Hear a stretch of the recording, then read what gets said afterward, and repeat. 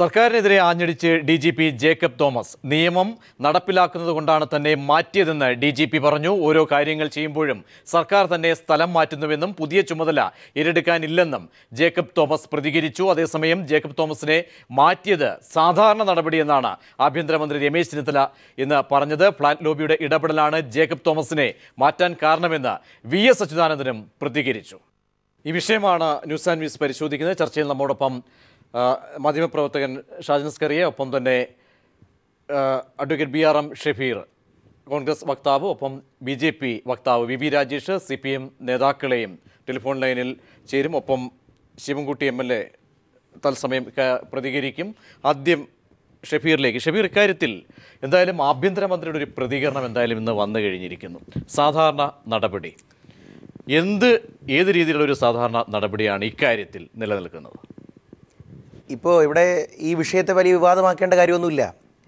Fire and rescue പോലെ വളരെ ഉത്തരവാദിത്തപ്പെട്ട എല്ലാ ദിവസവും ഒരു ഉന്നതതല DGP തലത്തിലുള്ള നിരീക്ഷണം നടത്തേണ്ട ഒരു സ്ഥാനത്ത് ഇരിക്കേണ്ട ഒരാൾ അദ്ദേഹത്തിൻ്റെ മകൻ്റെ ഉന്നത വിദ്യാഭ്യാസവുമായി ബന്ധപ്പെട്ട് വിദേശത്താണ്. കഴിഞ്ഞ മാസം 28-ാം തീയതി അദ്ദേഹം ലീവിൽ പോയി. അടുത്ത മാസം 30-ാം തീയതി വരെ അദ്ദേഹം ലീവിലാണ്.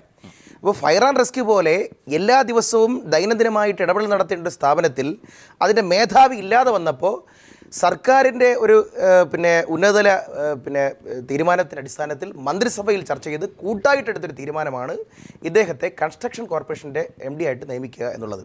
അതായത് പദവി എന്തായാലും സുപ്രധാന തസ്തികയിൽ നിന്നും മാറ്റി താഴെയൊരു തസ്തികയാണോ അത്? കാരണം ഒരു കൊല്ലം 200 കോടി രൂപയുടെ കൺസ്ട്രക്ഷൻ ഇടപാട് നടത്തുന്ന മുമ്പ് ഇടതുപക്ഷത്തിൻ്റെ കാലത്ത് ഡോക്ടർ അലക്സാണ്ടർ ജേക്കബിനെ പോലുള്ള മുൻ DGPമാർ DGP തസ്തികയിൽ ഇരിക്കവേ ഇരുന്ന പോസ്റ്റാണ് ഈ തസ്തിക എന്ന് പറയുന്നത്. അപ്രധാനപ്പെട്ട പോസ്റ്റല്ല.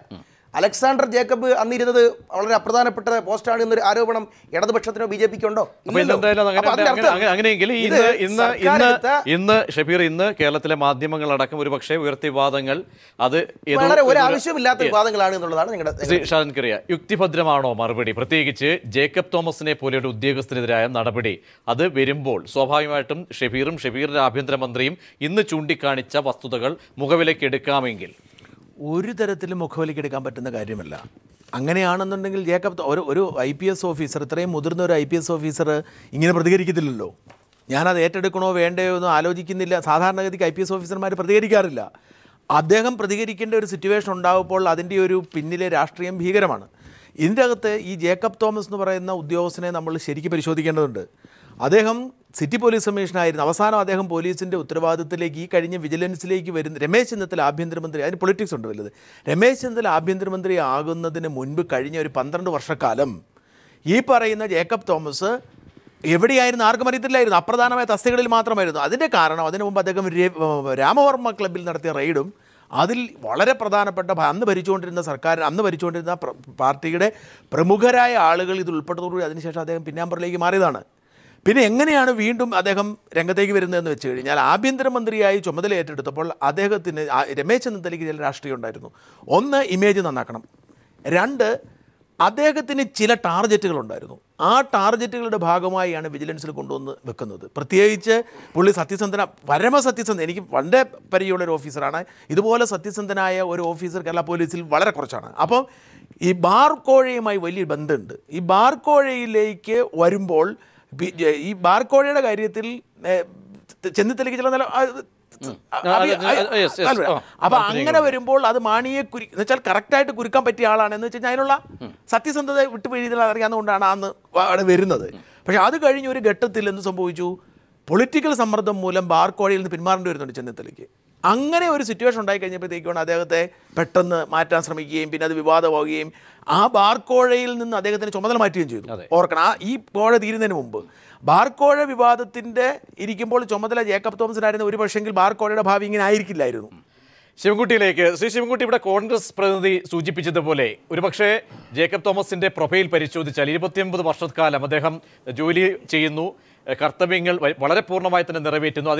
ആ കാലയളവിൽ 4 വർഷക്കാലം ഒരു IPSകാരന് കാക്കിയിടേണ്ട 4 വർഷക്കാലം മാത്രം കാക്കിയിടേണ്ട ഒരു സാഹചര്യം അവിടെ ഈ ഷഫീറും അല്ലെങ്കിൽ VV രാജേഷ് അടക്കം ആരോപിക്കുന്നത് പോലെ എല്ലാ സർക്കാരുകളും ഒരുപക്ഷെ അദ്ദേഹത്തെ ഉപയോഗിച്ചു അല്ലെങ്കിൽ അദ്ദേഹത്തിൻ്റെ നിലപാടുകളെ എതിർത്ത് മറ്റൊരു രീതിയിലേക്ക് മാറ്റി, അത് എത്രത്തോളം ഒരുപക്ഷെ നിങ്ങളുടെ പാർട്ടി ഭരിച്ച കാലയളവ് കൂടി അതിനൊരു ഒരു പ്രതിരോധമായി മാറുന്നുണ്ടോ നിങ്ങളുടെ നിലപാടുകൾക്ക്?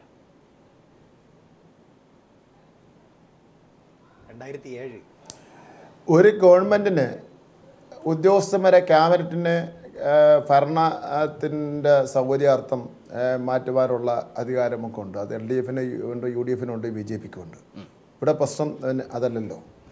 ഇവിടെ ജേക്കബ് തോമസ് മാണിയുടെ 1 കോടി രൂപ കോഴ വാങ്ങിയത് മുതൽ വിവാദമായി നിൽക്കുന്ന ഒരു വിഷയമാണ്. സുകേശൻ എന്ന് പറഞ്ഞ DYSPയുടെ അന്വേഷണ റിപ്പോർട്ട് പുറത്തു വരികയാണ്. ആ അന്വേഷണ റിപ്പോർട്ട് പ്രകാരം വിജിലൻസ് ഡയറക്ടറെ ചുമതല ഉണ്ടായിരുന്ന ജേക്കബ് തോമസ് കേസെടുക്കുന്നതിന് വേണ്ടിയുള്ള തീരുമാനങ്ങളിലേക്ക് പോവുകയാണ്. ആ സമയത്ത് വിൻസെൻ്റ് പോൾ അമേരിക്കയിൽ ലീവെടുത്ത് പോയിരിക്കുകയാണ്.